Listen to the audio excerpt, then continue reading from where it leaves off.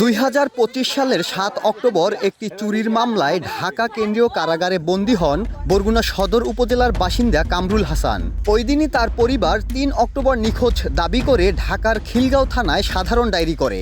তাকে অপহরণ করা হয়েছে এমন দাবি করে 21 ডিসেম্বর বরগুনার সিনিয়র জুডিশিয়াল ম্যাজিস্ট্রেট আদালতে 15 জনের বিরুদ্ধে মামলা করে তার ভাই আলাউদ্দিন। চলতি বছরের 1 এপ্রিল কারাগারে অসুস্থ হয়ে পড়লে চিকিৎসাধীন অবস্থায় মারা যান কামরুল। পরে তার লাশ গ্রামের বাড়িতে পাঠানো হলে পুরো বিষয়টি জানাজানি হয়। এদিকে অপহরণ মামলা হওয়ার পর থেকে পালিয়ে বেড়াচ্ছেন 15 আসামি।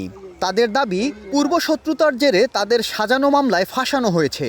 মামলা নিষ্পত্তির পাশাপাশি অপহরণ মামলার বাদীর শাস্তির দাবি তাদের। আমারে আর আমার চাচা উমর আলী প্রতিবন্ধী হেরো গোম্মাল মারতেছে হে ঢাকা বর্তমানে হাসপাতালে। তার ভাই কারাগারে ছিল সেটা তারা জানতো, তারপর জানা সত্ত্বেও মিথ্যা হয়রানি করানোর জন্য সবারে মামলা দেওয়া হয়েছে। আমারও মামলা দেওয়া হয়েছে। আমি স্টুডেন্ট, আমি এসব বিষয়ে কিছু জানি না।